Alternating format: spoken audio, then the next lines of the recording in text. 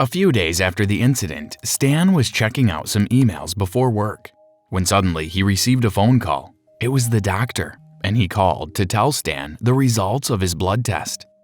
"Is everything okay?" Stan asked. "Unfortunately, no. You've been diagnosed with cancer." "Should I go to the hospital?" Stan asked. "I'm really sorry, but there is absolutely nothing we can do about it. You have about 6 months to live." Stan listened to the unsatisfied customer and then logged his complaint on the computer. As the call ended, Stan was glad he could finally go home. But first, he stopped by the cafe to grab a quick bite before heading home. While Stan's job wasn't paying the highest salary, he earned enough to meet his needs and it wasn't so demanding, so Stan had a lot of free time to do what he wanted. And he spent most of it watching TV or chatting on social media. And occasionally, he would take a stroll while listening to his favorite playlist. When he got home, Stan ate his dinner before settling down to watch TV. He recalled that he had received a message from his mom asking him to stop by her place after work. And also his girlfriend had called, but he missed her call because he was still at work. Stan thought about returning their calls before he quickly pushed the thought aside and continued to watch TV. He was going to miss out on his favorite show, so he made a mental note to call back the next day. In the morning, Stan spent some time reading his emails when he received a message from his girlfriend, Olivia, asking to meet her that morning before she went to work. Stan stopped by the florist to buy some flowers on his way to see Olivia. He knew he had faulted and hoped that getting her favorite flowers would appease her. On meeting Olivia, Stan gave her the flowers he had bought, and although it made her happy, she was still concerned about him because he had been distant lately. But Stan assured her that everything was fine. Stan and Olivia first met at a conference where Olivia was a guest speaker, and after the conference, Stan introduced himself to Olivia. A few weeks later, Stan and Olivia went on their first date together, and they talked about their careers, goals, and hobbies.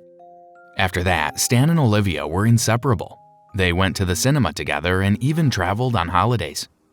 After meeting with Olivia, Stan drove down to see his mother because she lived close by and he thought it was a good opportunity to see her. Stan met his mom, who was happy to see him, but she also felt he was avoiding her or something was going on that he refused to share. Stan also reassured her that everything was fine and that there was nothing wrong with him.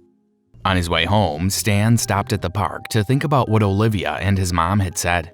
He knew they were right because his life had slowly become sedentary, and Stan recalled when he once had plans to travel the world and experience other cultures, meet new people, start his own business, and become rich one day. But lately, he had been feeling bored, and sometimes he'd feel like not going to work. One day, Olivia received a call that Stan had been admitted to the hospital, and immediately she rushed there to see him. When she got there, Olivia met Stan and his mother standing beside him, and although his mom looked worried, Stan seemed to be fine. Olivia spoke with a doctor, and he said that Stan was okay, but they've taken his blood sample to run some tests. A few days after the incident, Stan was checking out some emails before work, when suddenly he received a phone call.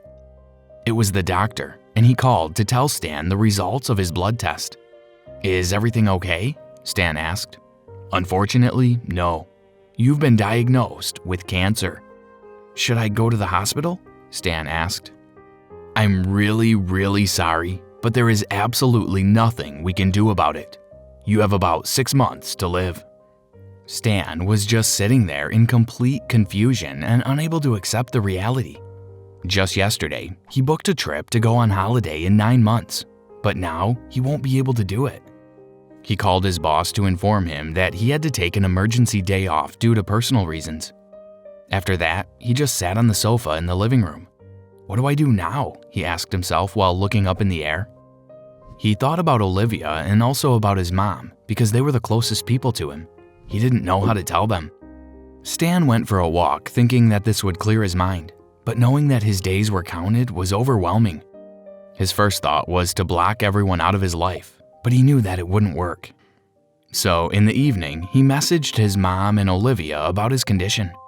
Unsurprisingly, they both came over instantly to find out more and support Stan. Several days after his diagnosis, Stan was still grieving and barely left home except in the evenings he would go to a bar to have a drink, a habit he picked up a few days after he was diagnosed. When he was home, his activities were limited to listening to music or watching his favorite TV programs, and anything that helped him to forget that his life was ending soon. Stan also spent a lot of time browsing the internet and watching YouTube videos, anything that would make him feel good at the moment. Occasionally, in the evenings, he would take long walks in the woods to think and try to figure out what to do with his life. One day, Stan saw a video on YouTube about a handicapped person who had gone on to become an Olympic medalist. Touched by the video, he started watching more YouTube videos on how people in similar situations like his changed their lives around. That night, Stan took a notepad and wrote down a list of things he would like to do before he died. And although he had just a few months to live, Stan was determined not to let his dreams die with him. The next day, Stan completely changed his daily routines. Instead of lying on the bed, Stan started his day with meditation. By applying the principles of mindful meditation, Stan learned to control his thoughts, letting go of negative thoughts and focusing on positive ones. Stan would go for a run before he settled down to plan his schedule for the day. Stan volunteered with a shelter home nearby, and he worked in the kitchen. When he was not working at the shelter home, Stan was working on creating his YouTube channel where he hoped to share his story. He had decided to be an inspiration to others by sharing his story, just like the stories of others had helped him get over depression. After a few weeks, his YouTube channel had many subscribers, and Stan received emails from his subscribers about how his channel had changed their life around, and this made him very happy. Stan felt he should focus more on living the best part of his life. From then on, Stan made more time to see Olivia, and they had great conversations. They also went on camping trips together during the weekends, and Stan enjoyed it as he fell in love with nature. As part of working towards improving his relationships, Stan would call his mom often to check on her, and whenever he went to visit, he would stop to get her some flowers, and she loved them. Stan found out there was so much he had been missing out on in life, and slowly he wished he had known this earlier. He was enjoying so much support and love from his family and even strangers who he had never met. And Stan was happy that he was making a positive impact through his YouTube channel and also by volunteering at the shelter. One morning, Stan was working on his YouTube channel when he received a phone call. "Hello, who's calling?" "Hi Stan, this is Mark, the doctor from Central Hospital, and I have some unbelievable news for you." "What is it?" Stan asked. "You were misdiagnosed about 5 months ago." "What does that mean?" Stan asked.